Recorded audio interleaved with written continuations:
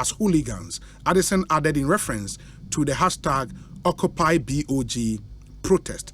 And Munim say protest no Tuesday and a bar. So, and that's what the governor Aka. And I say regarding the central bank's 2022 losses, Addison told Central Bank in quote, the impairment of the bank's holdings of debt which led to the losses was a conditionality for the IMF program. Nobody at the Bank of Ghana forgave any debt. The governor also clarified that the BOG decided to start the new headquarters in 2019. This was, quote, when the bank was profitable and appropriated some of its profit for the new headquarters, he said. It was not a decision taken during a crisis. Mahama Yariga MP Boko Central, Honorable Akwabe Kosi saying Suni. I'm okay. Na nyame adom ye papa me di say won so ho ye my break but yeah, but at least I mean you've read the response if he Central Bank Governor Neho Abba, and he had some very strong words for the minority. Or say the minority in Parliament have many channels to channel their grievances in civilized societies, not through demonstrations in the street as hooligans. Mo just ask me say me pacho. Oh, sir. Oh, sir. Watch on throw. He's lying. I hope that's the exact expression for sure. A lion. Sure. Watch on throw. Yes. We sure. Or multi-side sir. Or mobile constructors head office building.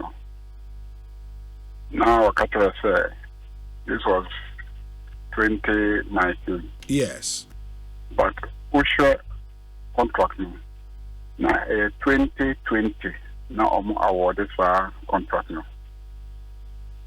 And at the time I'm awarded contract me. Oben say, now, EPA, cultural musa, for $81 million. Aye, Jumano. It's on the record. Now I must say, I pay 100 million by a Jumano. Now, because maybe before, sir, Osha 2020. Yes. You were COVID, if you recall. Yeah. And now you're facing serious financial crisis. To the term, sir, government could impose a COVID tax, if you remember. Mm-hmm. Now, you impose a tax in order to deal with the problem of COVID. So, at no point in time between 2019, 2020, 2021, Nipabet Kinaka Minister, your finances was in such a good condition, constructing the head office building. Now, that was the priority. But assuming, sir, at the time, constructed head office, no. There was no serious crisis facing the bank. Now more for $121 million. The time construction cost increased from 121 million to 222 million. No. This was just 2022, last year. 2022. The person said in 2022, now you need financial crisis. We're in serious financial crisis, and the finance minister, people were telling him, say, one call IMF. Now what do I say, one call IMF? Am I lying? Mm-hmm. So is it today that he's going to tell us that, in 2022 we had no financial crisis? So a project, PPSM, for 81 million, Namoko, at the end, 121 million. Then all of a sudden, at the end, I jumped to 222 million. And today I say, time I must start at the end, and now crisis me ho. Now crisis me ho. You are starting it at 100 million. Mukura must at the end 100 million. How did it jump to 222 million? And then you say that we should use civilized ways of holding you accountable. That civilized way, we used it.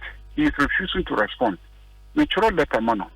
They say, why explaining how, based on the scope of works, ne bill of quantities.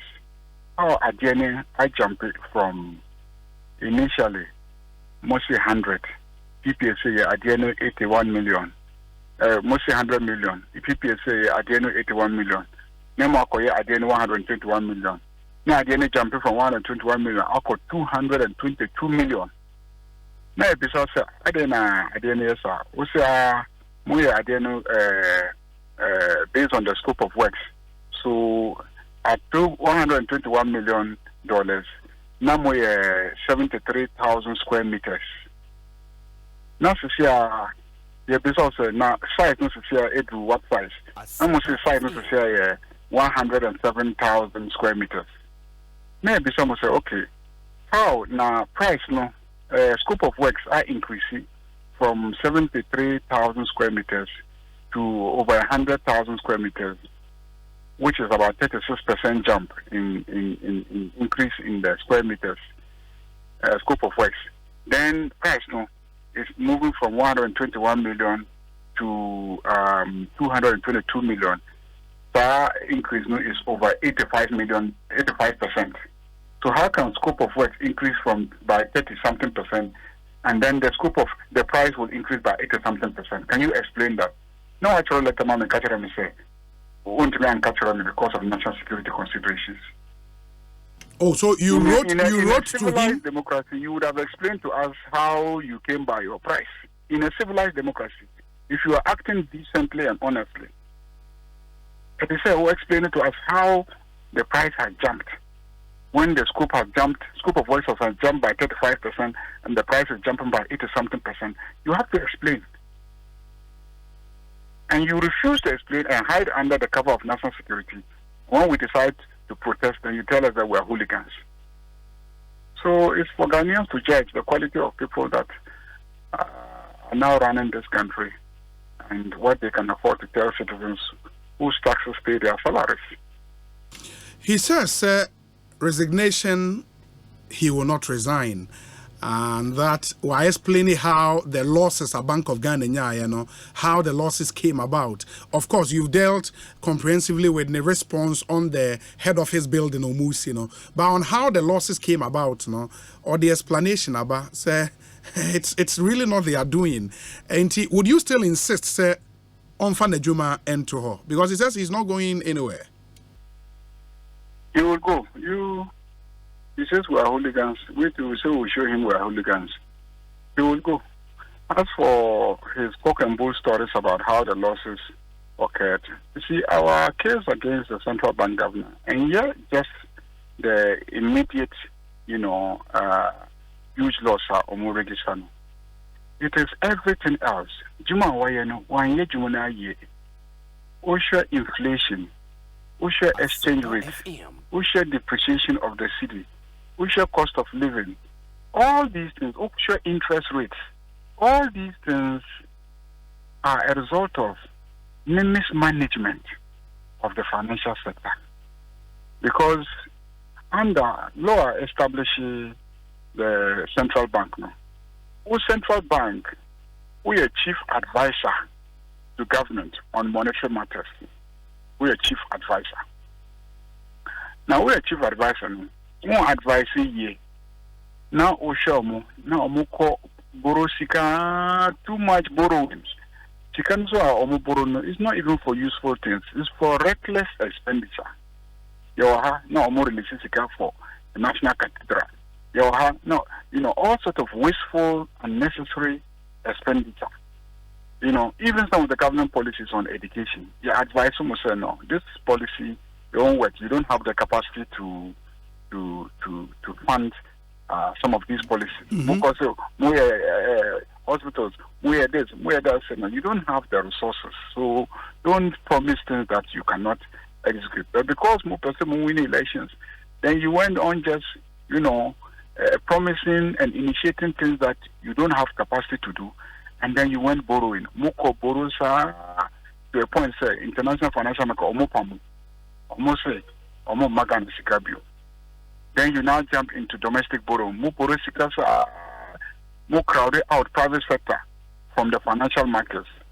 Now, see our interest rates, 36% and above. Now, how are our businesses going to compete with international businesses, foreign companies? Omo borrow around 10-15% in their countries. Some are even less than 5% in their countries. Now Omo producing the same products. How is the Ghanaian businessman going to compete? Now we say private sector should create jobs. How are they going to create jobs? So in the end, central bank won't demand discipline the spending appetite, the borrowing appetite of the finance minister. Then when the situation gets worse, it's the law. Look at what say, oh, now you have informed the finance minister. The law says you should tell us yourself anytime there's a need to do it and get our approval. So clearly there are so many infractions. The way he has managed the city, the way he has managed, the dollar, the way he has managed inflation, the way he has managed everything else. I mean, yes, but will you not, Honorable, be punishing? The finance minister has been a failure, Mm-hmm. but you are also there under the Constitution to serve as a check on the finance minister, and you have failed there as well. If you notice, recently, finance minister wrote a letter defending him, saying that the Bank of Ghana approach to doing work has changed. If government is in trouble, Bank of Ghana, Bema or Musika, you give money that you have. You don't give money that you don't have. And there were laws, there were constitution. The same governor, when he came, closed 9 banks, arrested the leaders, prosecuted them, seized their assets for these offenses that you have now committed. And then you say that you will not resign. He will resign. Honorable, two more questions. Would you not be punishing him for the sins of our fiscal policy managers, in this case, the finance ministry and maybe the government itself? Because I'm only a monetary policy manager. Did you read what the finance minister wrote? I did. What did he say? Yeah, he said that the governor is actively collaborating with him. So the governor, new role as a check on him, the governor has abandoned that. And he's actively collaborating with him and creating the mess that we are faced with. So how can you accuse us of... Everybody must take his share of responsibility. Okay. Everybody must take his share of responsibility. You cannot always push the back to the politicians. You as technocrats, constitutional critical office as Bank of Ghana, Constitution has given you more protection than any other politician. It's not easy to remove a central bank governor. Do you know that? Yeah, that's true. Even the president cannot fire a central bank governor. Do you know that? Yes. But he can fire the finance minister. Why do you think the Constitution has given the central bank governor that level of protection where once you are seated there, nobody can take you out unless you decide to leave yourself? It is because the Constitution envisages, you are supposed to serve as a check on the president himself and his finance minister. And the Constitution knows that if you are to check the president and his finance minister, they say Constitution protect too in such a way that over to me, fight central government in case of reckless financial management. Yeah. Do you understand? Yes. So you don't abdicate that responsibility and do everything that the finance minister wants. And when you plunge the country into a total chaos and mess, now you come and tell us it was the finance minister. How about your responsibility?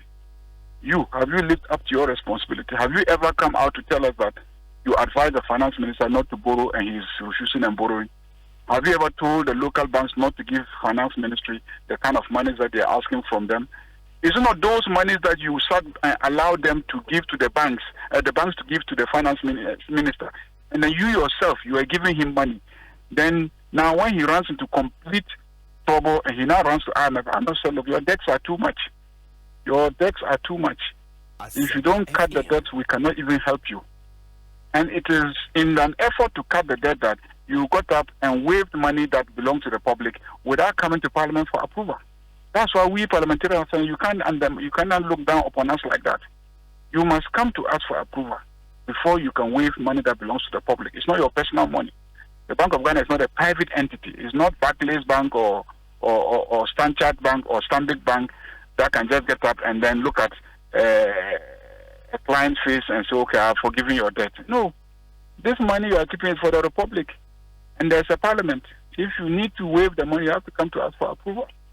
Why are we not fighting the private individuals who have waived their portion of the debts? Why are we not fighting them? Because they're private money. Even though we know that they were forced sometimes to do what they did, they had the option of refusing to do it, but they chose to do it. So we can't say anything about them. But after the central bank, that is ours. If you do, we will hold you accountable. So now, what can say? Even the appointing authority, need the power under our laws to sack the Bank of Ghana governor. And if you claim, say, he would resign, how are you going to do it? Because I'm not saying he'll resign. That's why in a democracy you have the right to protest. We'll continue protesting until he leaves the place. You haven't seen how protests have caused, people mightier than him to resign. Yeah. Presidents could have resigned based on protest. So you shouldn't think that he is immune from the forceful impact of protest. He hasn't seen the kind of protest that is going to visit him. He himself will leave the place. But he's calling us hooligans. After all the effort we made to make sure that the protest was peaceful, orderly, police stopped us several times, we postponed, they changed our route, we complied, they changed our destinations, we complied. We did everything to make sure that it was a peaceful demonstration.